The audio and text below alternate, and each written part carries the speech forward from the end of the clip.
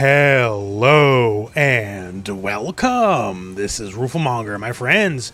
This is your starter guide for Akuma in Street Fighter 6.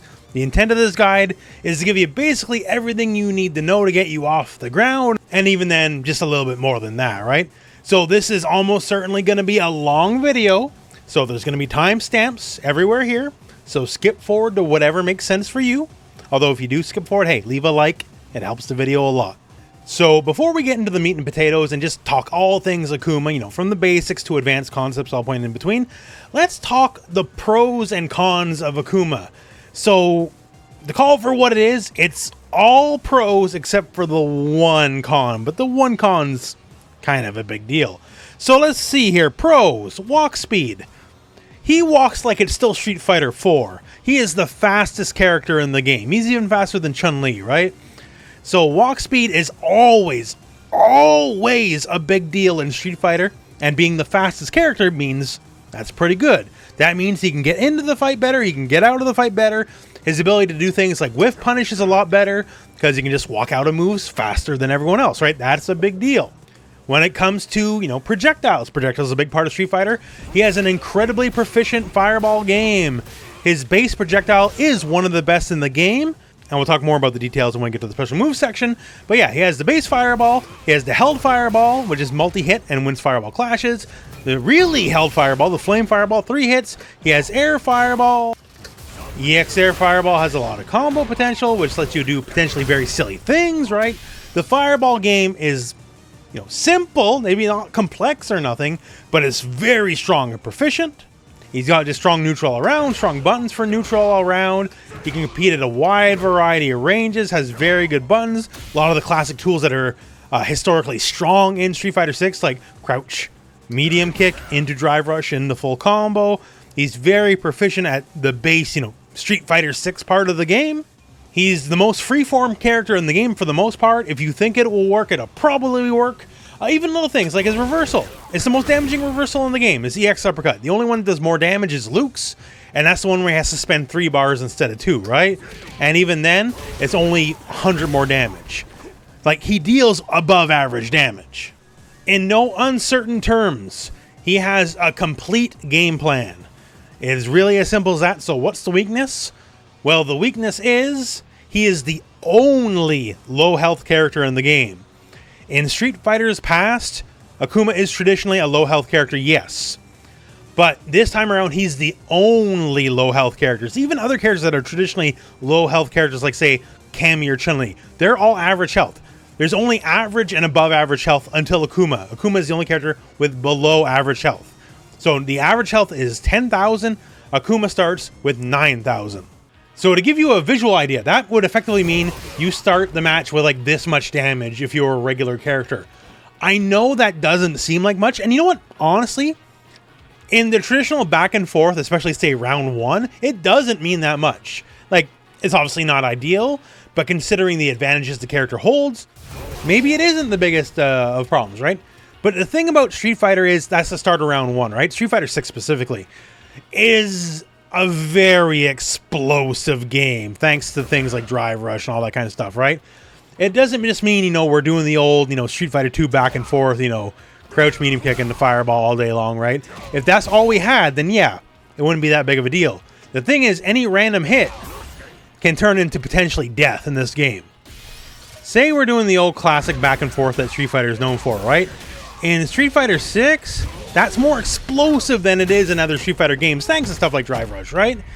And scenarios like this are very common that'll close out a round. And that's like about half-life on a heavily scaled combo, right? That's normal in Street Fighter 6. And that means Akuma is simply less likely to survive exchanges like this, because he has about 10% less life than any other character, right? So that means, on average, say if it takes 2 to 4 clean exchanges to win a round in Street Fighter 6, right? And say on round 3 with 3 bars, maybe like 2 clean exchanges to win.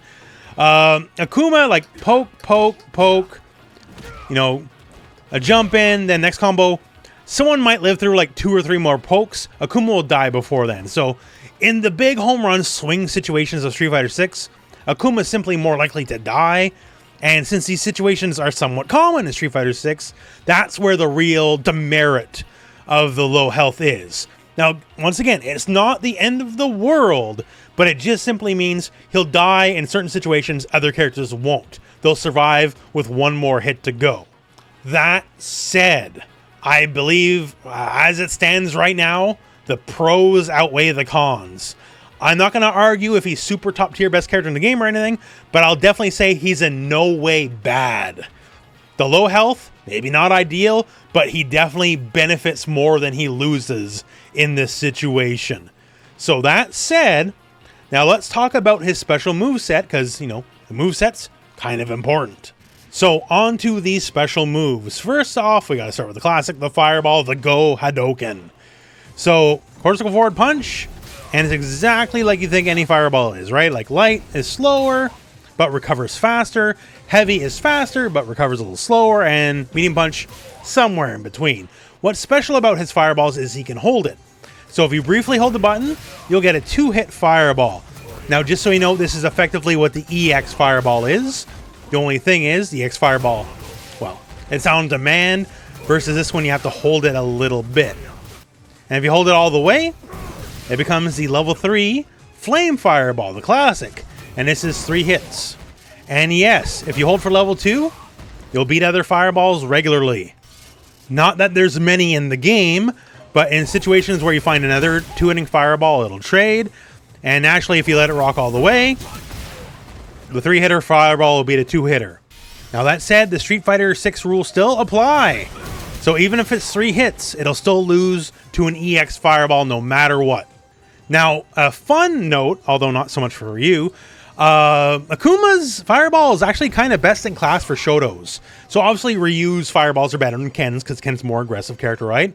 But say we compare any of the 3 fireballs, any of the strengths, Akuma's always recovers 1 frame faster than Ryu. So say heavy fireball. So it has 34 frames of recovery, right? Ryu's heavy fireball, 35. Much the same here. Say if you go for the light, 30 frames of recovery. Ryu's 31 frames of recovery, right? So just to show up Ryu, all of his fireballs are just 1 frame better on recovery, which means the old classic, you jump the fireball situation, you go for the uppercut, right? Akuma's 1 frame better at it than Ryu is. Now that said, Ryu has the Denjin fireball, which recovers, 21 frames, which is way better, but, well, can't win them all. Akuma's winning out pretty okay, right? Because, he's got these fireballs, he got 3 levels of fireballs and an air fireball, which we'll talk about. So when it comes to the classic fireball game, he's doing okay. All that said, great fireball, great options, great neutral. The EX as well, very strong in combos and pressure, as we'll cover in later sections in the video. Just incredible and very proficient fireball game. Next up is the Zanku Hadouken, which is basically just your air fireball.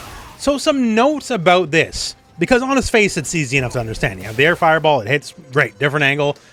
And if you happen to be close enough when it hits, usually that means you can get a combo follow-up, which is really strong. Very, very strong. Note number 1, you can only do this from a forwards jump. Long gone are the days where you could run away and just toss these bad boys. That was a little silly. So forward jumps only. You have to commit to some kind of offense. The enhanced version, the EX version, can be done from a neutral jump as well as a forward jump. So that is the one difference. And the enhanced version does knock down and does a soft launch. So say if they're nearer to the corner, you can get a combo follow-up.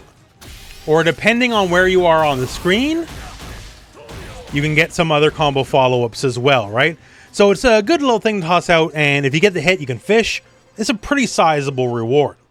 So on its face, it's very basic, but here's the very critical part, and I'll probably mention this again later in the video for the people that skip this part. But this move is more than a projectile. This move also counts as a regular jump attack, which is kind of messed up. It breaks the rules of the game, but let me show you a very telling example. So here we have Marissa, quarter circle back punch punch. This guy here, the big old EX uppercut that does the big old combo, right? Cool move, and is in no way projectile invincible. Like, just doesn't work that way, right?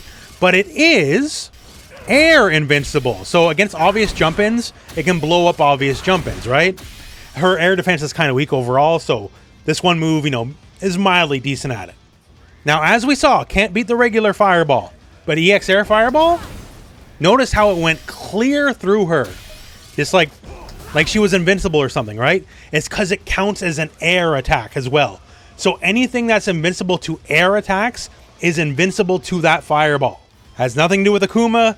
She just can go through the fireball because it's an air-based attack. Because if you hit Akuma, the fireball goes away, FYI. So some characters, they can do that, but it just means it's extra deadly that you can't throw stupid fireballs in the air. Like, let's take Honda. After the first few frames of a headbutt, it has air invincibility. So if he just sits there and you just throw a bad air fireball his way and he sees it, it's very telegraphed, he can still headbutt you.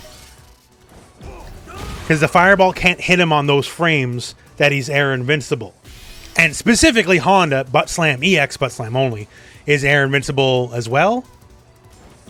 So, like, he can blow you up from very far away, even if you throw, like, what you think is a full screen air fireball. This is very character dependent. Some characters can't deal with it at all in any way, but I just want you to know, because this is not common knowledge at the time of me making this video, that it's a very big deal and will define matchups.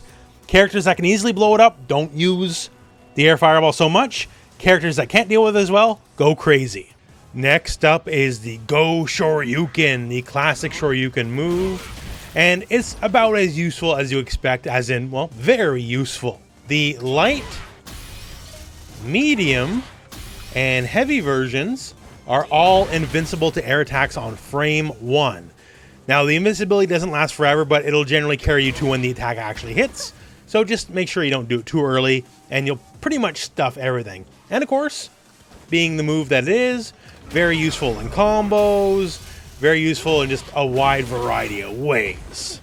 Not too much else to note about it other than this. Specifically, the enhanced version is actually the most damaging reversal in the game. Pound for pound. There's a couple ways with a couple of other moves if you're willing to spend more meter to get more damage. But other than that, just as a one-off, 2 bars, it is the most damaging, fully invincible move in the game. Not counting supers, of course. So, if you're just looking to cash out for some damage, this is a really good way to do it. Next up, Tatsumaki Zankukyaku, aka the Tatsu, the classic Hurricane Kick. So, in Akuma, it comes in 3 flavors. The light kick version is generally like the combo monkey version. You do it, get a combo, get whatever follow-up. That's generally how it works. Important for his pressure as well, because Tatsu in the sweep is very strong in this game. The medium kick version just kind of travels more like the traditional Hurricane Kick you'd see Ken and Ryu do. It has some combo ability stuff, either in mid-screen juggles or corner combos. Another main use of it is, for the good portion of the move, it is fireball immune. Like, say you're in a fireball war and you're not really getting anywhere, right? But you don't want to commit to a super high-risk option, then maybe Tatsu's the answer. Because as long as you call it out, you can just kind of Tatsu over it and bop him on the head on the other end of things. And the heavy version of Tatsu goes straight up. This is, in a lot of cases, your best combo ender if it's available to you, as it does a lot of damage. It even does more damage than the Heavy Punch Shoryuken, by the way. And it has very favorable knockdown pressure, like on the frame end of things, and we'll talk about that later in the video. Generally speaking, in a lot of ways, and especially if you're just going for raw damage, it is best to end your combos with this if you can. Tatsu also works in the air. It'll change your jump arc. If you aim it correctly, you can get it to hit as a cross-up. It's difficult. It's not as strong as a technique as it's been in other older Street Fighter games, but it's still there if you want a gimmicky cross-up. The enhanced version, just a very easy combo starter. You do it, you get a ground bounce, combo into whatever. Much the same the aerial version. Great for catching people air to air, and actually leads to very high damage mid-screen. The air version, if you're going to commit to the bar, if you have them already juggled, you can get some appreciable damage. As you would expect, as it is in most games, strong tool and mostly used for combos. Although the one very important note for combos, especially for the light kick version, is they do not hit on crouchers. Light and medium will whiff. So you need to hit confirm those combos, because if you do that thinking you're going to Tatsu, and then getting whatever follow-up, you will miss if they're crouching. You need to assess if they're standing or not. Hit confirm, standing? Great, no problem. Hit confirm and crouching? No. So make sure if they're standing or not. However, the heavy kick version will hit people if they're crouching or standing. It doesn't matter. So that's okay. A lot of combos we'll show later in the video will show you ways to force the opponent to stand, even if they are already crouching. So those are very important. So we'll cover that later in the video. Next up is a fun one, the Adamant Flame. This is a new addition to Street Fighter. So of course, go back in your various punches, and he just does a big old fire punch. And the thing about this, besides just, looks cool, is it has a follow-up of you just hit forward and punch again. And they all do different things. The light version will leave you standing, or rather leave them standing, but with you with a decent amount of frame advantage directly in front of them. So you can do this, like say quick little hit confirm. There you go, right? +3, if I hit stand medium and you hit a button, I'm going to win every single time, right? Which eventually means you're going to stop doing stuff, and maybe I'll walk forward a tick, give you a throw. So it's a fun little tool just to pressure people. The medium version, big old knockdown. That's kind of the least important of the three. The heavy version knocks you right up. Big knockdown. You can get a lot of pressure with it, which we'll cover later in the video. And also, if you happen to be in the corner, it will lead to guaranteed combos. So if you can get this bad boy, you're going to get a lot of damage. And generally speaking, the light, it'll combo from lights, the medium will combo from mediums, and the heavy will combo from heavies, funnily enough. So this always causes a wall splat. Now mid-screen is a little difficult to get much off of it, but even just say a little bit closer to the corner, that's where the magic starts happening, because then you can start doing some stuff. All of a sudden, oh, we're getting near that corner. Hey, let's get some combos going on, right? And if you happen to already be in the corner, this is where all your most optimal damage is going to come from. Even off the most simplistic combos. There you go. I didn't commit any other meter besides the initial EX, right? That is over 4,000 damage. And the more meter you put in, he can skyrocket. And we'll cover that in combo sections later in the video, right? Suffice it to say, it's a good move, no matter what. And the enhanced version in the corner, all your best damage in this game for Akuma is coming from that. Next up, the classic Demon Flip. This is one of the defining features of Akuma, as it lets him just do whatevs whenevs, basically, right? It's kind of a magic move. He'll basically do a jump, which is, in a lot of ways, much better than a regular jump, as you can go very far with it. And you get a multitude of options. So let's just run through them really quick. So option number 1, Demon Flip, hit punch. This is a big chopping attack. This is a true overhead. You do have to block this standing. If you are in any way crouching, it'll hit you. And it does all right damage for what it is. Has a strong knockdown. Oh, and fun little fact, it is always advantage on block. It can never not be advantage on block. Depending on angles, depending on heights, it can be more than +4, but it's usually +4. And if you're close enough, you can immediately go for a throw. So that's the overhead. Say you don't hit anybody, you just let it rock. Then it'll go into the traditional low. So it's a proper sweep, it's a low, and you can already kind of tell the mix. You have an overhead, we got a low, basically writes itself, right? And also this low is also advantage on block. Not as much as the overhead, but +2 in their face, it's a good amount of plus to be. And if you hit kick, you go for the Demon Dive Kick. And you can cover a lot of screen, as you can see here. That's not nothing, right? From much further away than a regular jump, you can deal with the enemy in a jumping arc. So this move can be plus, can be negative. It all depends on where it hits. So the higher up the move hits, if it's blocked, the more negative it can be. If it hits at the highest possible arc, it actually can be jab punishable. If it hits lower around their shins to their feet, it can usually be advantage on block. And if it hits, if it actually connects, generally speaking, that means you'll get a combo going on. If you hit really deep, you can get a medium. That's risking it. That's hard. You can be mildly deep and always get a jab. Jab's the safe option to go for. So, use it however you want. I'm just telling you. The jab's the safer option because you have to be very deep to be able to get a medium follow-up afterwards. And it's all well and good, but here's the thing. All these options are, well, telegraphed because, you're jumping. And specifically the demon jump, you can see like the big red flash on his eyes. It is no mystery, it's what he's going for, right? So I'll just parry it, screw it, right? Parry beats the overhead, it beats the low, I get the dive kick, and maybe if I'm lucky with my timing, I'll get a perfect parry and I'll get a punish. And once again, perfect parry punishes scale, yes, but on a low health character, it can hurt. But then let me introduce to you the last option, where you just simply hold down. And then you do nothing. You don't do any overhead, you don't do any low, you do not attack. And then, when they're parrying, you can just throw them. So before, the demon flip had like a little flip over effect, which counted as a throw. Now, it just works as your basic throw. You just do nothing, and then if they try to parry any or many options from the demon flip, you get your punish counter, you get your 20%, good to go. So an important part of his offense, very important, multitude of options, great offense, everything love. And keep in mind, it's a special move too, right? So you can like do stuff and then go right in the demon flip. It's not like you have to be completely in neutral. You can do this special cancel and then go for a quick overhead or quick, like whatever you want to do. Very, very strong move. And what about the enhanced version? So generally speaking, the enhanced version, if you go for an option right away, you can get it just like a couple frames faster than you could the base version of the move. Like fastest timing here for the overhead is 33 frames, right? And if I do it off the EX, it can be 31 frames. So literally 2 frames faster, right? But the main thing is it gives you the EX Air Fireball and the EX Tatsu for free. For free. So if you spend these 2 bars on the demon flip, then whatever EX you do after that, it doesn't cost you a dime.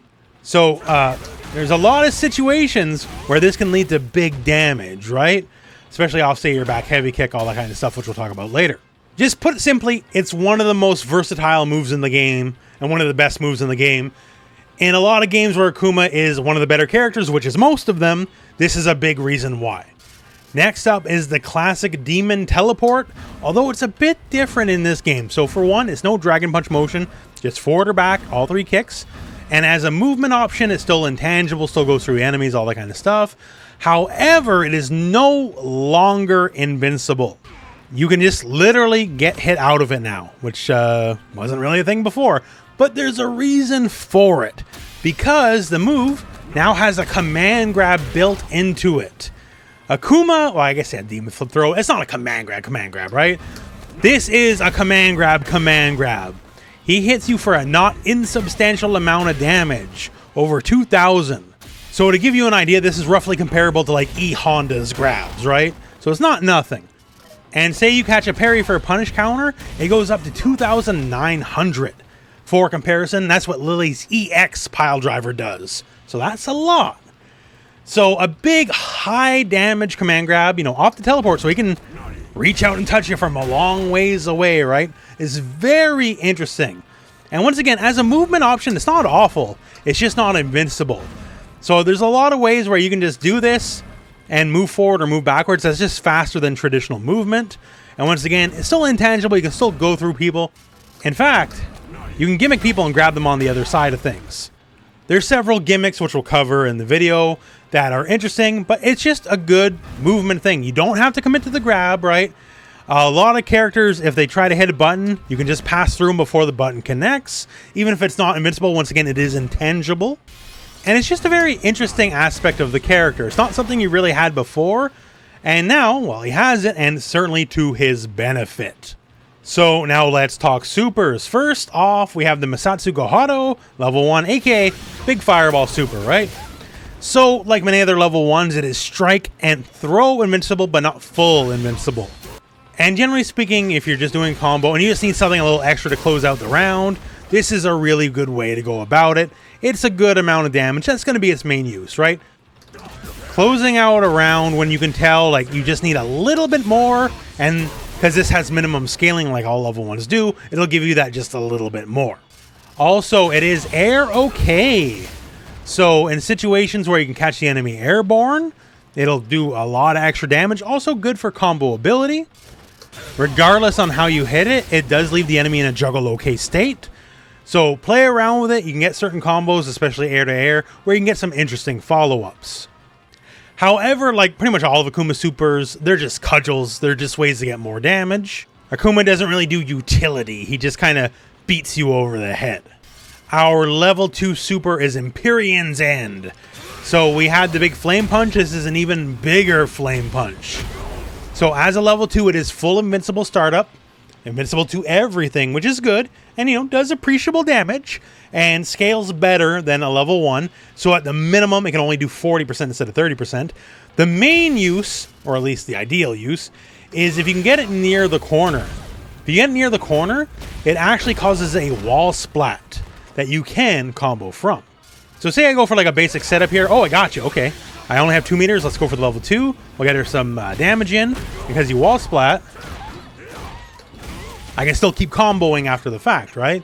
So that's the real value. Obviously, if you got the level 3 will do more damage, but you don't always have the level 3. And this is uniquely tailored to do a bunch of damage up front, like a normal level 2 would.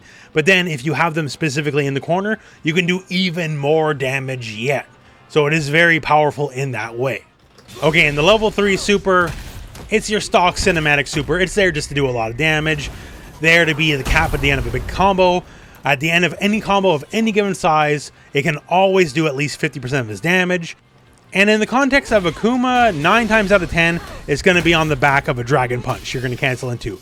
So that said, this specific note, all the Dragon Punches will combo into it, right? So, like medium Fierce, like here's Fierce version into it, right? However, only the light version does all of its damage up front. The heavy and medium versions need multiple hits, right? So if you're doing any Shoryuken into level 3 super, always make it the light. Because that way you'll do the most possible damage in the end.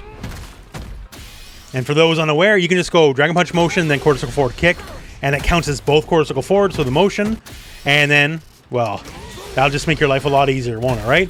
So, it's the big dumb cinematic super. Everyone has one, everyone needs one, and Akuma's is just as good as everyone else's. But unlike everyone else, Akuma has one more level 3 super. So Akuma has the Shun Goku Satsu, aka the infamous Raging Demon, one of the most famous moves in video game history, let alone just fighting games, and looks as impressive as it ever has. So this is a level 3 move, and the thing about this is a critical art move only. So that means you need to be at 25% health or less. If you're full health, you can't do it. Settle for the other level 3, I guess. Now this isn't just a replacement for the other level 3. The other level 3 is like going to be used a lot of the time, right? The thing about this is it carries some unique properties to it. So for one, there's the very, very unique motion. It's a classic motion. Akuma actually didn't invent it. That's Morgan. That's Morgan's Darkness Illusion, but this one became more famous. So it's light punch, forward, light kick, heavy punch. And you do it quick enough, boom, you get it. Now, I'll tell you one little hint right now. You can actually hit light kick and heavy punch at the same time. You do not have to do one then the other. So if you have a look at my inputs, notice that, right? So a light punch, forward, light kick, heavy punch, same frame, then the move triggers. So it can just save you just a little bit of time, FYI. So other than looking cool, what is the value proposition of this move? Well, one, it's a command grab. This is effectively like Zangief's big 720 super. So when you do the move, and if they didn't already jump, it's too late. The move is guaranteed. I mean, guaranteed for a lot of damage, as you can see here, right? So this works exactly like Zangief. If the cinematic has begun, it's already too late. You can't jump out or do whatever, reversal. It's too late. You're got. You have to be beside the enemy, because, you know, once again here, there's travel time, right? So you have to be beside the enemy, but if you got him, you see that flash, it's too late. You probably just won the game. Also, the move really helps with those fireball wars, because the move is projectile invincible. So if someone's like throwing fireballs, just start whiffing jab, like prime yourself. And then, hey, you threw a fireball? Gotcha. Now, you can't do it from too far away. You got to mildly close, like mid-screen-ish. Can't be full screen or nothing. But if you're anticipating that fireball coming your way, rather than participating in the fireball war, how about you just win the war instead, right? You know, you gotta have some timing. It's not easy. But if you got it, you got it, and you got it all the way to the bank. Now, we're gonna have a follow-up section because there's a lot of tricks and gimmicks you can do with this, right? Like, usually mashing jabs to dead giveaway that someone's going to go for the move, someone's fishing for the move. But, you don't always have to see the jab. So, we'll cover that in later sections. But yeah, Akuma is incredibly blessed to have this move. There's no other move like this move in the game. It's a game-winning move, and that's why you can only do it when you're about to lose the game yourself. Now, let's talk unique attacks, aka command normals. Akuma's got a lot of them, well, because he's Akuma, and he's just blessed that way. So he does have the standard forward medium punch overhead. You're going to find this kind of move in a lot of characters. And, well, it's a quick little overhead. And like many characters, if you get it off a drive rush, you will indeed get a combo after the fact. So it's not too bad. Forward and medium kick is just simply a proficient poke. It doesn't need to be anything else. If you just want to reach out and touch someone in a quick way, it's a very good move at doing exactly that. Really not much to say, but it just really is a solid poke. If you're just looking for a good poke with a good amount of range, because like, this is not bad range from roughly this far away, right? It's good. Now, back heavy kick is very fun. This is a multitude of options here. It is a very solid anti-air. In fact, we'll cover that in a later section. But it's also your primary combo monkey move, especially in the corner, but anywhere on the screen. You get it, and then you can cancel into any special. So you can say cancel into a fireball, or more importantly, for most of the time, you can cancel into the demon flip. And from the demon flip, you can get all sorts of combos going on. You're going to see a fair amount of this move in the combo section later in the video. It's just a good workhorse of a move, both as just a good normal and neutral, and as one of your main workhorses just to get combo ability going. We have medium punch, target combo. This is purely combo fodder, but for the combos you would use it for, it's very, proficient. It works out. This gives you a bit more time to hit confirm, assess the situation. Oh, I got this. I can go for whatever hit afterwards. Do not commit to this move on block. You will die. It is -6. Although, to note, if you just want to make it safer, you can just go into light fireball. And with the pushback, it'll keep you roughly out of jab range. You can just kind of walk out. So, it's not awful. Just keep it in mind. If it's blocked, you're always going to be negative.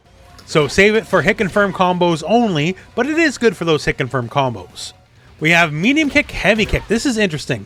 So the medium kick is the same stock medium kick, right? But the follow-up heavy kick is an overhead. Now the move in and of itself, it is negative on block. Not punishable, but negative on block. But it has very interesting options in Burnout. We're going to actually cover that in the Akuma Burnout section. You can pressure people in interesting ways on Burnout with this move. In a vacuum by itself, it's not that useful, but in the specific situations we'll cover, it can be pretty fun. Next up is forward heavy punch, heavy kick. So this is just kind of a stock target combo. The main value of this is just the punch by itself, and we'll talk about that in the notable normal section. And also, heavy punch does knock up just a little bit, and if you specifically get the opponent in the corner, you actually can juggle follow-up with a few limited moves. So it's interesting, and we'll cover that later in the combo section. And then the dive kick. So this is down and medium kick from a forward jump only. So it's the same dive kick effectively as you would find from the demon flip. Same idea. If you can hit the move deeper, you're more advantage. If you hit the move closer to the opponent's head, less advantage. So in a blocking situation, a bad jump in is negative. Although not as negative as a bad demon flip. So there is some frame differences on the two moves. But if you can hit lower to the ground, it can even be plus on block. And correctly spaced, you can have pretty serious advantage frames on hit, which can lead to combos. So all in all, the move's just a really good test of your general spacing abilities. So that's all of his unique attacks, all of his command normals in a nutshell. Now let's talk about important and notable normals. Now let's talk notable normals. Obviously, like Akuma, just like everyone else, got all sorts of whack-a-normals all over the place, right? But some stick out a bit more than others. Two I want to highlight out of the gate, which are very important, is stand medium kick and crouch heavy punch. As these moves both force the opponent to stand up against their will. So in combos where they're crouching and, you want to go for light Tatsu so, you can get your cool sick follow-ups one way or another, this is how you do it. You need one of these two moves to make sure they are guaranteed to be standing up because, any other moves, they might be good in and of themselves, right? But if they're crouching, it ain't going to make them stand up for nothing. So just keep those two moves in mind for that specifically. Now, on the crouching train, Akuma and crouchers is a thing. Stand heavy kick is, in a vacuum, the best button in the game. It's pretty quick, big range, heavily advantage on regular hit, to the point where it'll link into combos by itself, and you can just kind of go for whatever. It's even advantage on block, and +3, that's not nothing. The problem is on the crouchers, because on crouchers the second hit's gonna whiff, and then you're gonna die. So effectively it's -13 on block, so the opponent can get more than a jab. They could get like a fierce on you if they're on the ball enough, right? So this move is incredibly powerful, but it has an incredible weakness. If it wasn't for this, it would legit be the best normal in the game, straight up. Absolutely. But this is a pretty sizable weakness. So I know you want to just do it, because once again, it's plus on block. It just automatically starts the combo by itself. It's a magic button, but beware. Also, if it whiffs, it has more recovery than normals. So normally the move's 42 frames of animation, right? If it actually goes through. But if, for whatever reason, that the second move will whiff, then it becomes 43. So it actually has more recovery. It's only 1 frame, but still, right? So beware. Now, here's the thing. I'm going to give you how to use this move in neutral. Don't use it anywhere close to the enemy. Use it to the point where the first hit can't connect, but the second hit would. Because this is the range where people are still doing back and forth. When we get closer, this is where people are just sitting down back, right? That's death territory. Further out, people still do back and forth. And if you catch them with the second hit and it's not blocked well, then, right? You just go right into your combo. And keep in mind, you go right in Tatsu because they had to have been standing, right? You don't got to worry about it. Now, of course, you'll still die if they crouch, right? Or if it whiffs. But it's an option. It's a safer way to do it than closer where people are already more prone to crouch block. That's my thought process anyways. Buyer beware. Now, some other normals to talk about quickly. Forward heavy punch, the target combo we mentioned earlier, is, other than stand heavy kick, your longest range move. And just in and of itself is a very strong poke. If you are a hit confirm god, you can single hit confirm the strike. I think it's exceptionally difficult to do so myself. Here we have it set to random block. And for me, I can do it sometimes. I don't find it reliable. You got better reactions than me, try it out. There is a good single hit confirm thing for Akuma, and it'll get its own section, but I don't think this one's it. But try it out for yourself. Maybe it'll work for you. Maybe it won't. For me, I just don't believe in it. But I do believe in the base hit by itself, because 13 frames with the range it has is very good. Also, on punish counter, it is +8. So if you happen to be close enough, you can actually go into crouch medium kick. This solid workhorse of a poke doesn't need to be anything more than that. Everything else is just a bonus. Jump medium punch is an air okay juggle, which means basically if you catch them air to air, you can just kind of do whatever. So here, you can go into EX Tatsu, get some very, very respectable damage off a very simple juggle. Depending on angles, EX air Hadouken can lead to some very interesting combos and some very big corner carry. Or you can just go right into level 1 air super and just dump out some big damage, right? If you can call out the air to air, it's literally better than going for your normal anti-air options. Stand medium punch is plus on block and therefore immediately just strong in all the ways you would expect it to be. And also naturally combos in the jab. So if you get hit, you can just easily hit confirm and just go from there. Very strong, very applicable in all situations. And also, that said, crouch medium punch is ridiculous. So this move has a disjointed hitbox, meaning it hits further away than where itself can be hit from. And also is +6, so it combos into itself. The only downside of this move is it's -1 on block, but -1's kind of whatever, honestly. And just in and of itself will lead to very good combos. Strong whiff punish button, use and abuse. Much the same. Then heavy punch, good range, slight disjoint, special cancelable, Just good poke. He's got a very strong pokey arsenal. That's what I'm trying to say here. When it comes to just the general suite of normals, these are the ones I'm highlighting as some of the stronger ones, but kind of everything's good. Once again, Akuma, kind of a good character. Okay, so now in our first little strategy section, we're going to talk Akuma versus jumpers. Just because it's Street Fighter, and even at all levels of play, people are going to jump like crazy, especially if they're given a character that's extra blessed at jumping. Luke's jumping was nerfed a little bit. Trust me, it's still really stupid and really good, right? So when it comes to jumpers, like, yeah, you got all the Shoryu options. Like, they're all good. If you're going to use Shoryu's and anti-air, I suggest the light or medium version specifically, if only for the fact they start up faster. And that gives you just more time to do whatever you're going to do. Even though, obviously, the heavy version is the home run swing. The arc's a little different. It'll go further, and it could potentially make a jump whiff, whereas it might not whiff with a light punch version. It's just basically about safety. It's about confirming your damage. That's what you want. So the Shoryuken is the obvious thing, right? But he is blessed with many options for anti-air. So one, just generic crouch heavy punch. Say your brain's frazzled, you don't got mentally time to prepare to enter, like, you know, a special move motion for Shoryu or whatever. Crouch heavy punch is actually very good, as long as you get it early, right? Luke's still Luke. So it has a slight disjoint, meaning there's a part of the move that can hit the opponent that cannot get hit back. So as long as you're mildly on the ball, for the most part, you're always going to win, even against like Luke-style jump-ins, right? You have to be really late to lose out. But then there's the anti-air for the discerning gentleman, where we're like, okay, I could get my Shoryuken, but I want something more. And that's where back heavy kick comes into play. So back heavy kick is great for combos in the corner and all that kind of stuff, but it is a very, very serviceable anti-air. It can smoke people on bad jump-ins very easily. And the thing, it is special cancelable. So we can go, say, into a demon flip out of the gate. So a basic example, back heavy kick, demon flip, and we'll go in the chop. 2,000 damage. Which is, even if we go for the heavy punch, for Shoryu, more damage than that by a couple 100 points, right?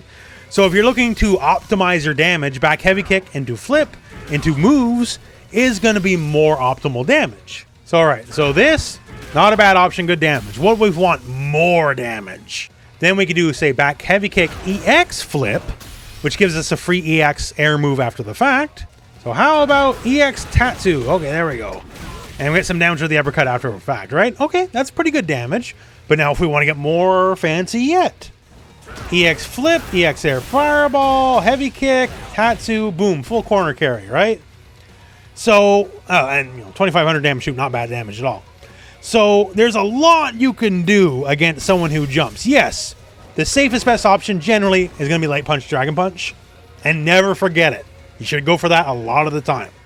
But Akuma's got more options on the table than the average character. So, feel free to play around, right? Because Akuma, being Akuma, is incredibly free form. And if you think it works, it probably will. So now let's talk a quick primer on effectively neutral 101. So Akuma, he doesn't need to break the mold because he's very good at traditional Street Fighter neutral. He has the fastest walk speed in the game. Doing the old back and forth in Street Fighter kind of important, and therefore he's the best at it. He has very proficient buttons, he has a very strong fireball game, and that's kind of what we're going to be getting at. From like roughly this range to this range, he's very strong, as the fireballs are mostly unreactable, especially the heavy fireball. And since he does have 1 frame better recovery than Ryu on fireballs, the old, he jumped the fireball, Shoryu, he's good at it, right? That's kind of the game he wants to play. We've already talked a bunch of his good normals in the other section. When it comes to stuff like just whiff punishing and neutral, stand medium kick is one of the main buttons you want to look at. Just specifically because it actually has a very big hitbox. Slightly bigger than, say, stand medium punch. There are ranges where stand medium punch will whiff, even though it has a large hitbox for what it is, and stand medium kick will hit. So that makes it very good at whiff punishing. Also very strong because on counter hit, specifically, it'll go into the heavy version of the Adamant Flame. And this is a very powerful move for a lot of reasons. So this is kind of what we want to be aiming for. Crouch medium punch will also go into it on counter hit or better. But the crouch medium kick will not. It'll only go into it on punish counter. So You know, if you punish counter, if you whiff punish a move, great, but if you catch it during the startup of the move and it's a counter hit instead, it wouldn't connect. So when you're looking to catch buttons, instead of just going for your own button to hit them, stand medium kick's a very good button at it. If only for the fact you go in the heavy flame and just party starter from there. And if you're looking to bully with your own buttons, obviously crouch, medium kick, and the drive rush. This is Street Fighter 6, y'all. This is kind of what we're doing. And it's just as good and stupid as you would expect, right? Like, you do the thing, go into the super, get your big down. He's just as good at it as all the characters that want to go for it. But besides that, harassing with forward heavy punch is very strong. Basically has just a one-off button, still very good. Has good range. Stand heavy punch, much the same. Also special cancelable. And on top of, like, you know, good buttons, good fireballs, he also just has the ability to neutral skip whenever he wants. He doesn't have to play neutral at all. And not having to play neutral is one of the most important parts of playing neutral. Because you just go, brah, and just demon flip and get your way in, right? So if you're doing the back and forth, he's good at it in all the ways in terms of buttons, in terms of fireballs, but also you can just say screw it, going for dive kick, going for overheads, going, you know, for like gimmicks, do whatever. Either play proper neutral or skip neutral. He's really good. Obviously, don't go crazy on the raw demon flips because you will get blown up for it because, you know, they are air moves and all that kind of stuff. But he's very freeform. A quick note on Fireball Wars for him specifically. With this season and the addition of Kuma and Ryu getting much better, the old Fireball War is going to be more common because we have two very good Fireball characters entering the fray. Akuma being new and Ryu, he was forgotten about, but now he's buffed big time, right? So obviously the way to win the Fireball War easily is, you know, go for the EX. But obviously you can also hold fireballs and just kind of win that way. But one note on Fireball specifically, if you anticipate the clash, right, and you're going to win with EX Fireball, thanks to the extreme range of stand heavy kick, you can get an extra follow-up if you win. So your potential reward for winning that clash off an EX Fireball is much greater than just getting the damage in. So he's extra dangerous in Fireball War situations for exactly that. So you do need a little bit of that hit stop just to give you time to, you know, recover and go into your move. But the rewards are huge. Very, you know, like, as you can see, right? You win a Fireball, then boom, like 4,000, pretty big.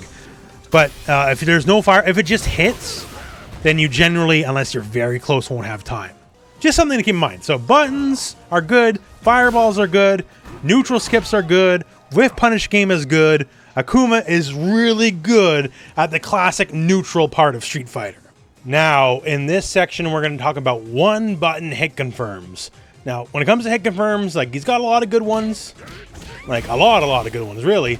But he has a specific one button hit confirm that's extra good. Normally, I wouldn't advocate for one button hit confirms, because unless you're like the elite of the elite in terms of reaction time in the world, for most part, you can't do them, right? But this one is doable by the common man. It'll be a little hard, but it's not in the realm of impossibility. And no, I'm not talking about forward heavy punch, because that one I think is actually a little hard. I'm talking about just regular old stand heavy punch. So regular old stand heavy punch is a very serviceable poke, good range, 9 frames too. Like, for the amount of distance it covers for 9 frames is good, especially because it's special cancelable.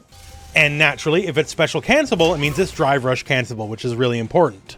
And the thing about this compared to some of the other moves is the cancel window is just a little bit more generous. Enough that with practice, you can hit confirm the single hit. So you're going to want to go to your block settings here, set block to random, because this is how you're going to practice this. And basically, you know, just keep hitting them. And sometimes they'll block, sometimes they won't, right? And it's up to you to assess which is which, and then go from there. All right, let's try this out. So, okay, block, don't hit a button. All right, got hit, we do our drive rush. Got hit, we do our drive rush. Block, don't hit a button. Okay, that's kind of the idea, right? Once again, just set the random block. Now, even though I think this is in the realm of possibility, I'm not going to lie to you, it's not easy, right? It's not easy. It's something you have to practice and have to train.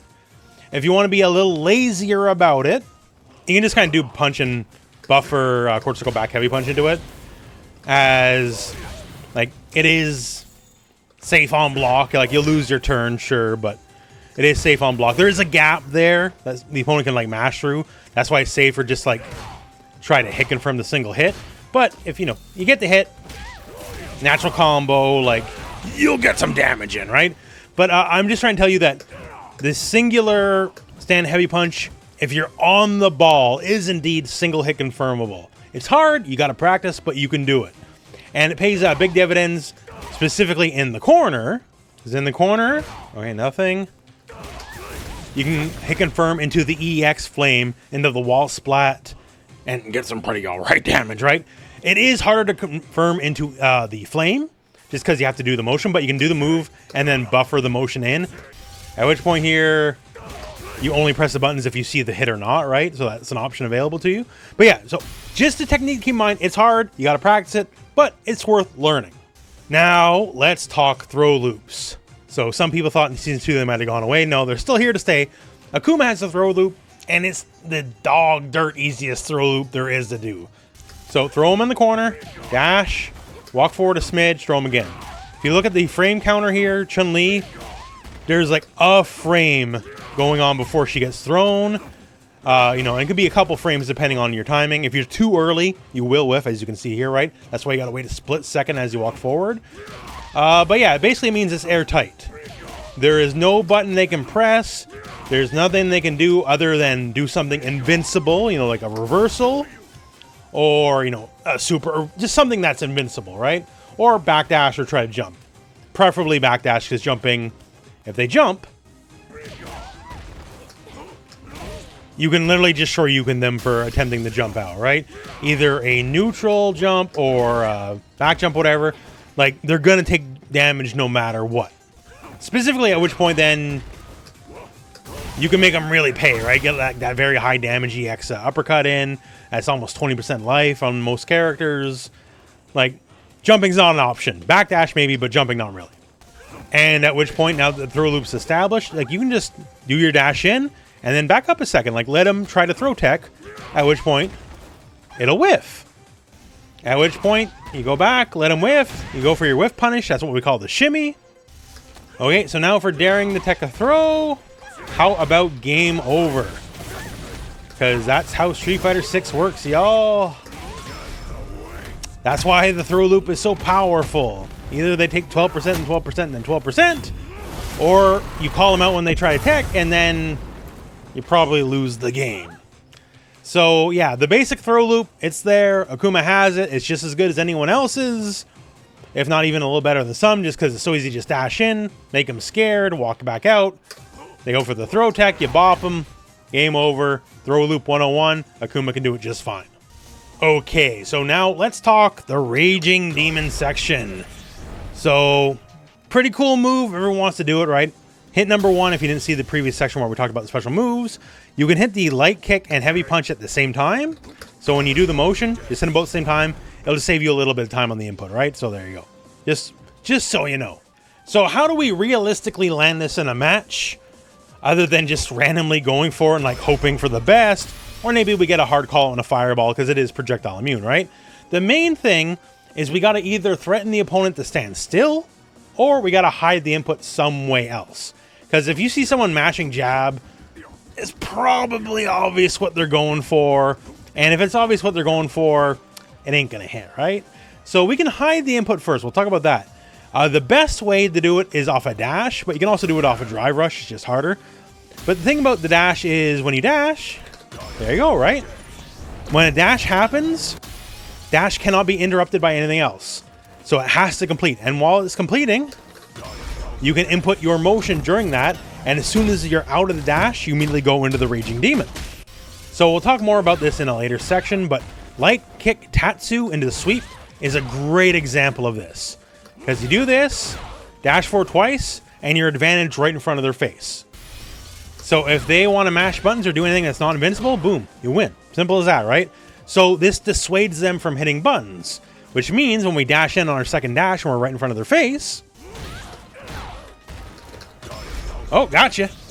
Simple as that. Also, in this specific setup, the Raging Demon would also beat wake up buttons because you're just that much advantage. But that's the power, right? Okay, you establish a setup where, like, okay, if you hit buttons, you're going to lose. So you got to stay still.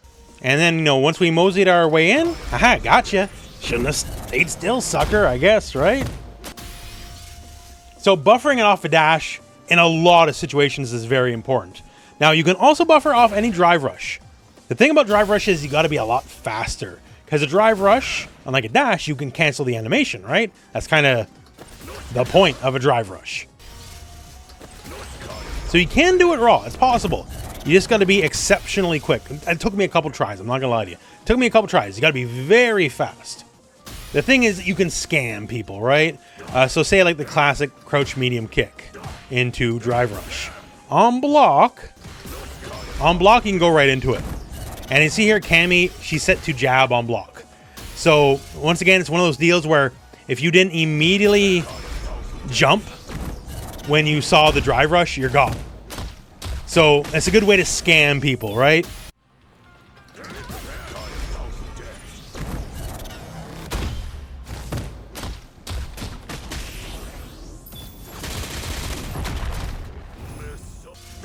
If they try to jump, that means even if the initial hit was blocked, whatever you're going to go for means they can't leave the ground. So you actually would get your combo that you're trying to get in the first place. So there you go. Also important is just hiding it off plus frames in general. So like stand medium punch, +1. So if I go for a jab right away, I'll beat whatever button you're going to do, which means you're going to be passive. And I can hide the input inside of the animation, right? So then on the first frame, it'll comes out. And it's only +1, right? So it's not like your block's done so long. It'll reset out. And then you scammed them good. Crouch heavy punch, EX fireball in the corner. Another one, +2, right? So it's another situation where, like, if you hit buttons after the fact, I'm going to win, which makes you want to be passive. And this one, because it's a longer animation, you can just wait to see if they block or not, right? And like, oh, blocked, cool, go for it. Didn't immediately jump, I got you. And also, if it actually connects, right? If I have the critical health, I have the 3 bars, and it hit, well, I'm probably just going to win the actual match at this point. Like, you know, I'm not going to be too torn up if you got hit instead of not letting me get my Raging Demon, you know what I'm saying? Like, I'll be happy with this damage.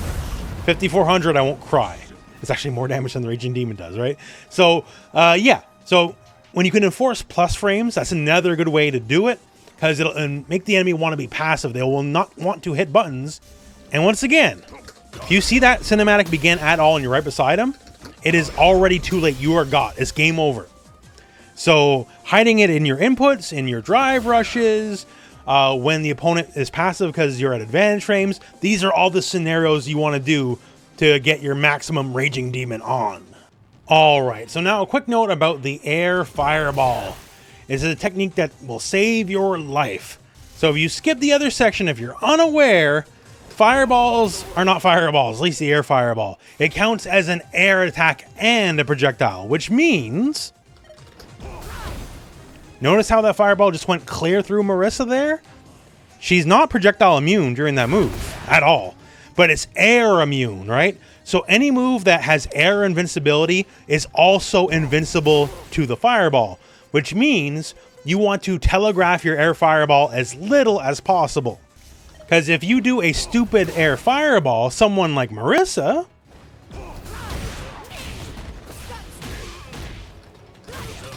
she'll kill you for it, right? And depending character to character, certain characters have better options than others, right?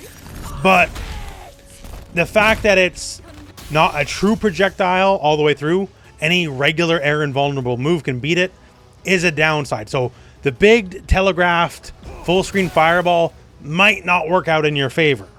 So what we want to do to kind of minimize how obvious an air fireball can be is to tiger knee the move. So this is a classic technique and it works in this game like it does in others. So on the ground, do quarter circle forward to get your fireball ready, then hit up forward and then hit your punch. And when you do it correctly, you'll do a fireball as low to the ground as possible. Now in this game, there's a minimum height. He has to be up in the air a certain amount. It's not like older games where you can do it like a millimeter off the ground or anything. But if it's there, now all of a sudden, you're less prone, you're safer. Keep in mind, you do have to wait 1 split second when you hit punch, because if you hit it as soon as you hit up forward, you'll still be grounded because you're on your pre-jump frames. So do the motion of quarter circle forward, up forward, then hit punch. And then you'll basically hop a little bit, then throw your air fireball, giving them less time to react and then hopefully less time to kill you. And when done correctly as well, you'll still have advantage frames. So Marissa set the block here, and this is roughly a good distance to throw it out. And here, okay, plus 15. This is just, you know, enough distance where it's hard to like just react. More than enough to go into stand roundhouse, or even walk forward a bit and like go for crouch medium punch or whatever. Basically, just tiger kneeing the air fireball lets you be less dirt obvious about it, right? Don't need to reach the peak of your jump and then toss it, meaning you're in the air as long as possible, giving them the most time to react and assess and then punish you for doing it. So minimizing your air time is a pretty good way to go about it, and just basically makes the average fireball game a bit more layered. Because while you're competing in the usual fireball war, a tiger knee has just the right distance to hop over it and toss one of your own. Depending on the timing, they might be able to block, but still, it just adds layers of the game. So it's a technique to keep in mind. Now, our next section is an absolute gimmick. This is something you do to steal around against someone who's pretty good. Don't expect this to be like solid play or anything, but it just exists, right? So people who just, you know, drive rush. This is Street Fighter 6. It's going to happen, right? They're going to drive rush into the button, and what's the counterplay to drive rush into the button? Is when you see that green flash, you hit a reasonably long-reaching fast move and try to stuff them out of it, right? That's kind of how that goes. And generally, if you're lucky, you beat the move, you go from there, right? Now, Akuma uniquely has a way to screw with this timing, and that's thanks to the teleport.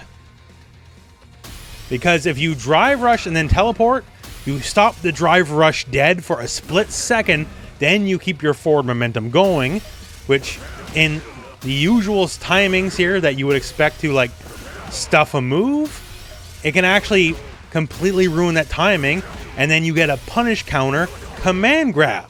So now it would look something like this, right? So I see that green flash. Oh, I hit my button, but then he stops short of getting whiff punished, and then he whiff punishes you. Sometimes it'll be a punish counter, sometimes it won't, but it'll always be funny, basically is what I'm saying. It's a good way to punish people for being actually good at the game. Like Luke, famous for having something like this where drive rush into back heavy punch. He'll stop, then move backwards a little bit, then hit you, right? So this is the same idea. Like, you try to stop what you think is a drive rush incoming with your own button, as you should do. That's proper gameplay in this game. But then, because Akuma specifically stops the momentum short for a brief second, it'll make you whiff, and then he gets the grab in, go from there. Once again, this is a gimmick. Capital G gimmick. But it's a gimmick that'll let you steal around every now and then, so that's why I want you to know it. Next up, I want to talk about Akuma and burnout pressure, because I feel Akuma is better than average in punishing people for being in burnout because of all the various frame data changes. Not the least of which is quarter circle back heavy punch, the Adamant Flame, now becomes advantage on block. It does chip damage because they're in burnout because it's a special, but normally you'd be slightly negative, and now you're, well, slightly advantage. And you can be, and just outside of range of some of your various pokes like crouch medium kick, which, you know, they're in burnout and might be in the game-winning position, right? But yeah, so just something like this, right? Now, all of a sudden, a move that was negative, positive. And now let's take this to its next level. The target combo medium kick, heavy kick. This now becomes +1 on block. Used to be negative, right? Now, this does not deal chip damage, FYI. But since it's +1, and it leaves you in jab range, and jab becomes a 3-framer, stand medium kick is 7 frames, right? So a very small gap. That means you can kind of just push people to the corner fairly safely. And if they try to hit buttons, they're probably gonna get hit. This isn't chip necessarily, right? But it's just good frustration. Like, people can't really hit buttons. If they try to hit buttons, you're gonna win out. And eventually get them close enough to the corner, get that drive impact, and then probably go for your game-winning combo. So heavy punch flame, very strong. The medium kick, heavy kick, very strong. Also, because it has so much frame advantage now, once again, the second hit is an overhead, right? So they're going to be conditioned to block. And this is now also advantage on block, by the way. So now, once they're conditioned, and because this has the additional extra frames, right? This becomes a frame trap. You cannot hit buttons through it. So once again, you know, that pressure I was talking about there, like, it's very difficult to hit anything through it. So now that they're, conditioned to block overhead, not hit buttons, then, just sneak in a low. Instead of, medium overhead, medium low. Why not? You can mix people up. Also, if you really want to force the issue in Burnout, Heavy Flame plus, EX Flame is also plus. And EX Flame, unlike the Heavy Flame, doesn't have that larger pushback. So that means you do this, you're +1. This leaves you obviously in jab distance. It also leaves you in throw distance. Like they immediately have to guess strike throw out of the gate. So that makes this very, very strong in Burnout. So Akuma, he can't necessarily force Burnout as easily as some characters like E Honda or especially the newly buffed Zangief. But Burnout's always going to happen. That's what this game is. And once the Burnout happens, he has several really fun, unique options to kind of change up his offense. Okay, now let's talk combos. So I'm going to break combos in a couple sections. This first section, we're just going to talk basic hit confirms. Either off lights or just, drive rush situations. Kind of like basic bread and butter combos. So first off, just off lights. Lights are very important. Either crouch light kick or just regular light punches here. We got two schools of thought.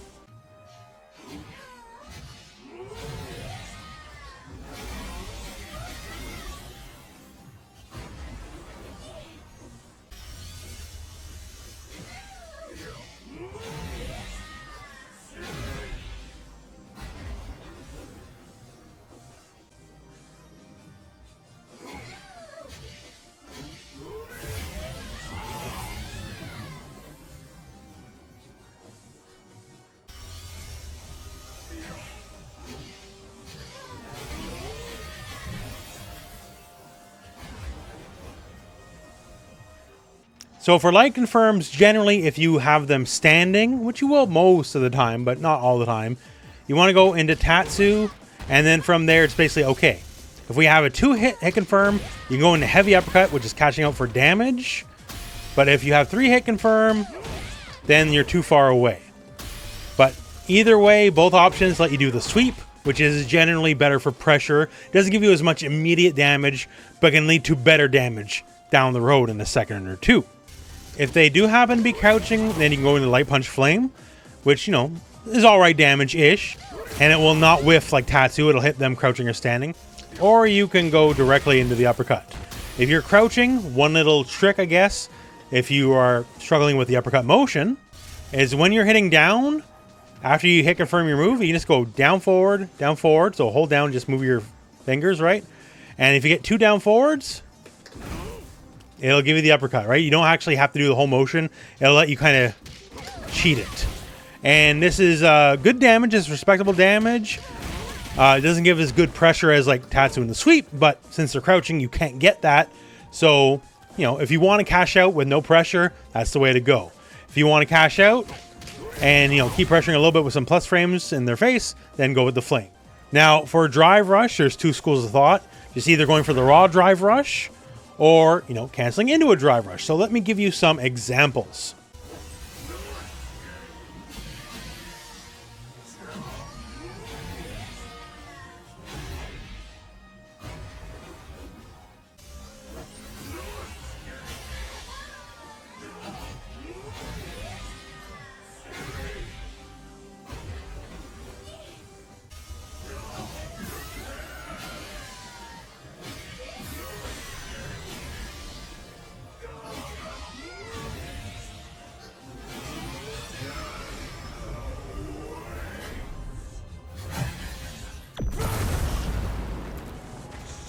Now, for some of these, basic ideas, with the overhead, we do stand medium kick after the 4 standing, because if you did it right, they're crouching, and then any Tatsu would whiff after the fact.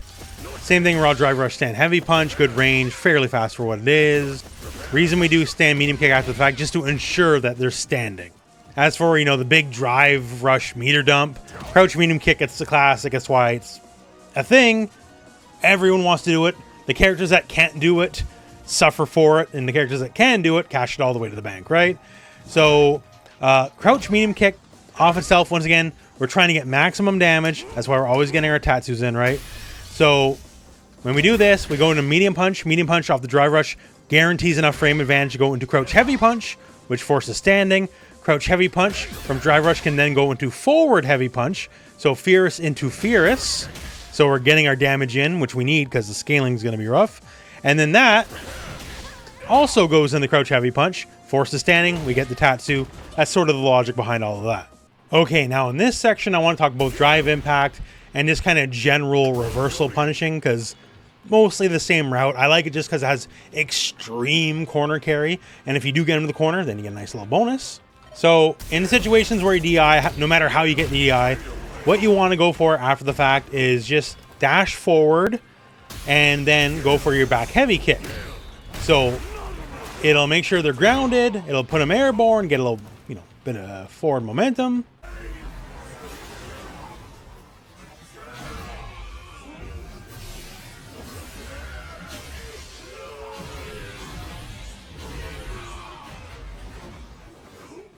$3K damage, not bad. Extreme corner carry. As you see, we put him right in the corner. We were even a little further than mid-screen. That's nice. And if we do happen to be mid-screen or closer,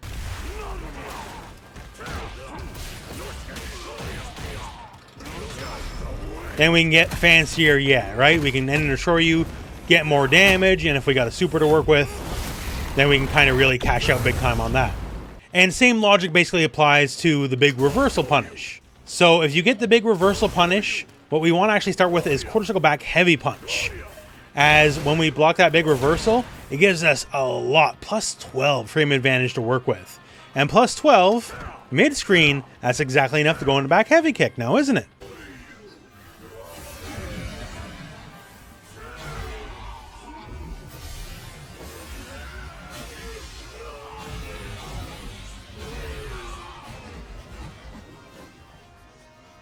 And once again, solid damage, solid corner carry. We can add Shoryu in the corner if we're already at the corner and we go for MK Tatsu instead. Naturally as well, if you're so inclined, this is a good point to do your drive rush dump.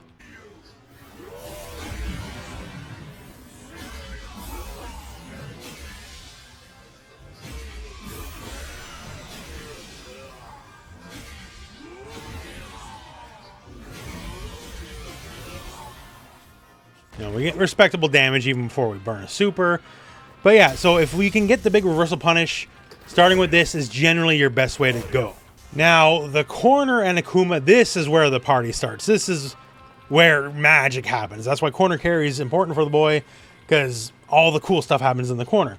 So one thing to note, specifically in the corner, EX Flame, before you actually hit the corner, you can still do some stuff, right? It's better in the corner, but there's some stuff you can do.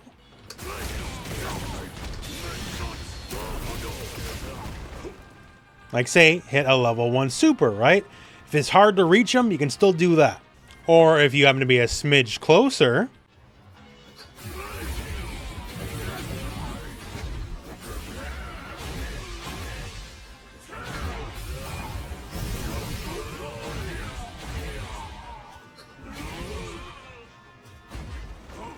you can also cash out a bit and get something like that. So there's options, but now let's talk the corner proper. So I'll run you through a few example corner combos now. Basically everything in the corner has to do with either the heavy flame, the EX flame, or something that starts a juggle like an EX fireball. This is where all the party starters are.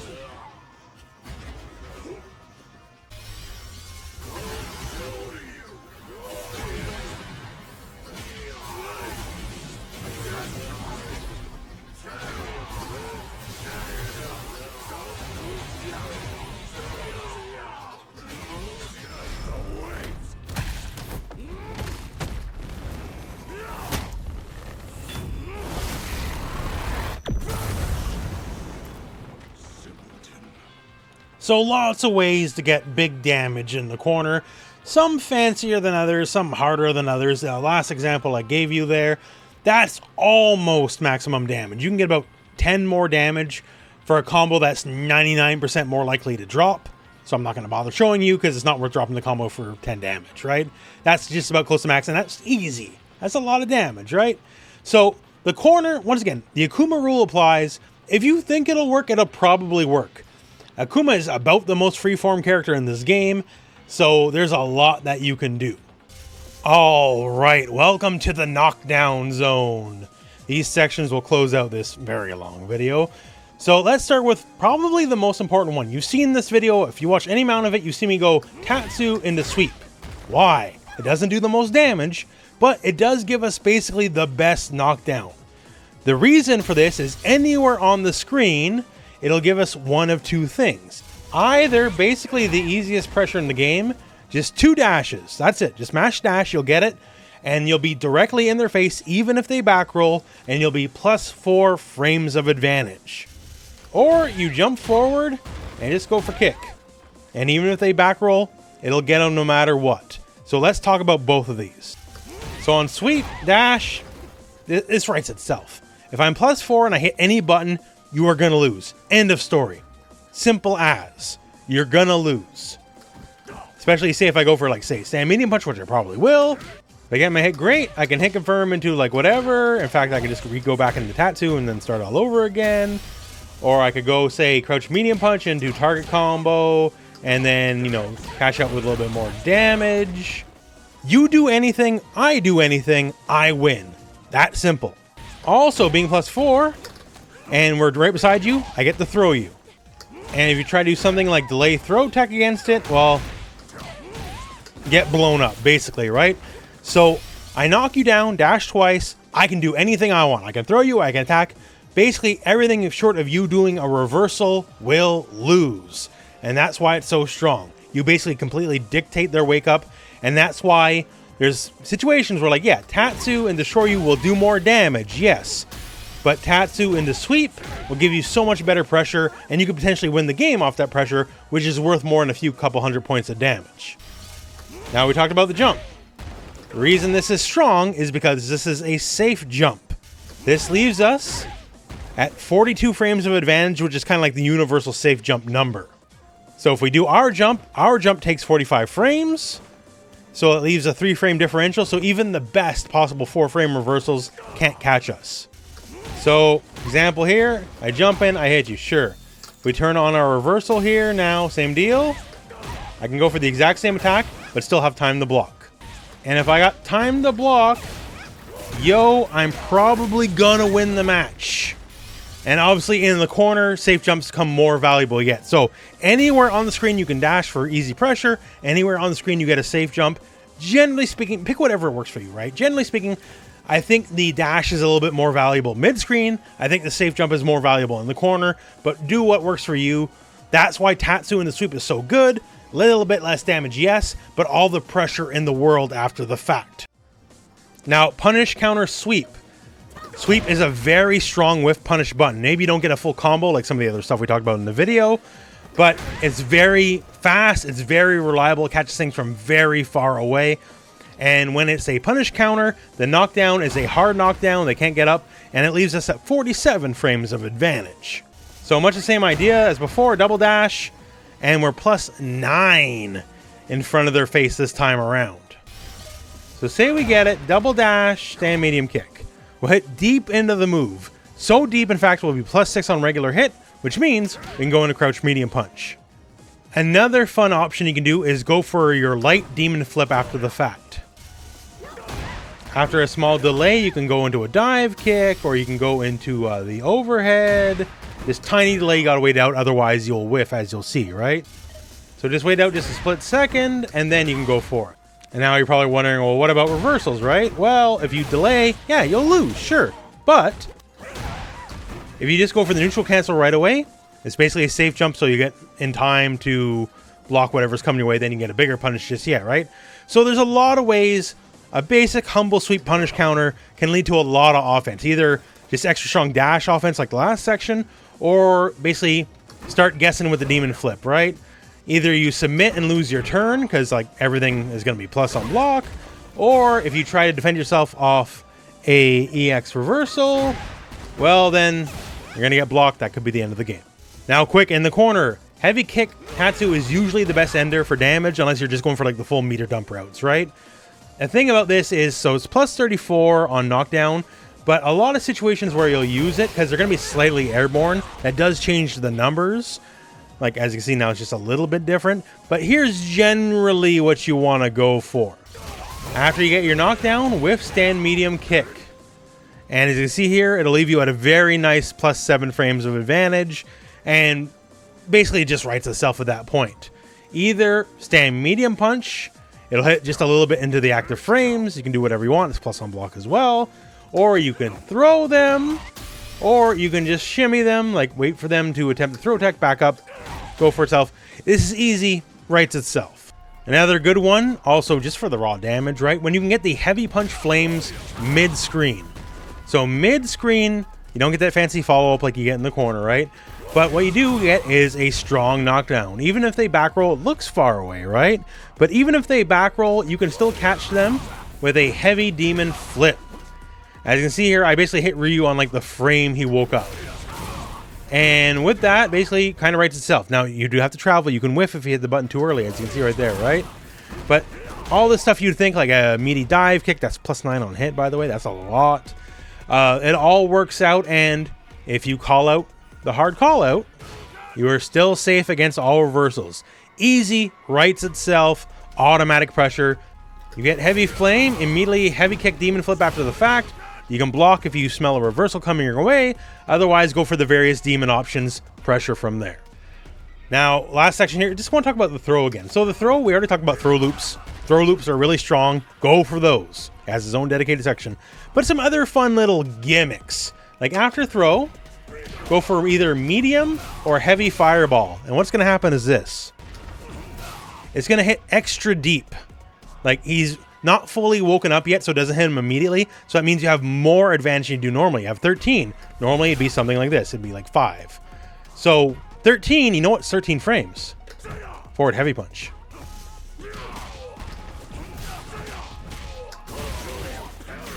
There you go, over 3,000. That's a good little chunk of change now, isn't it, right? For someone who's impatient and got hit by the fireball. But here's some of the fun stuff about this specific setup. Okay, so say they block, sure. Because it hits meaty, you're extra plus on block. You're now plus 9 on block. And plus 9 on block from this range, like, this is reach out and touch your range for a lot of your, core buttons, right? So, if they block it, you can rest assured you can kind of bully in, right? They're going to be too scared to press buttons because from a lot of these ranges, not the least of which you can still go for that forward heavy punch, right? Like, they hit buttons against that, they're gonna lose. And also, it's very reversal safe because you're out of range. You're not beside the enemy. And many supers, many reversals will whiff from this range. You don't gotta sweat it. You can get out. Not necessarily every single one in the game is going to be character to character, but a lot of them, no reversals are possible, no supers possible. They literally just got a groove on it. And this is the kind of thing that makes people impatient. And once they stop grooving on it, they get hit. You get a combo. Works out. So throw loop is very good. You should go through throw loop most of the time, but the essence of fighting games is to mix things up, keep people on their toes. So off a basic throw, this is another really good way to do it. Or not the least of which, once you're going for the throw loop anyways, you can just go for like crouch heavy punch into EX fireball. So if they're backdashing it or trying to get out in any other way, that gets them. And then of course naturally you get a combo from that, and then you can do your HK Tatsu combo, Oki that we did earlier, right? It all flows together. It's all cool stuff. And that is the Akuma guide. So we covered a lot of topics in this video. I'm sure this video is well over an hour long. So if you could spare a like, that'd be greatly appreciated. Yeah, we got something for everyone here. So hopefully you enjoy the timestamps, skipping forward to whatever made sense for you. And Akuma's a pretty alright character. I'm not going to say he's the best character or nothing, but he's certainly one of the better ones is what I'll say. And I'm sure you'll have a lot of fun with him. So all that said, that is the end of the video. So thank you very much for watching. Hope this video has found you well, and go out and play some Street Fighter.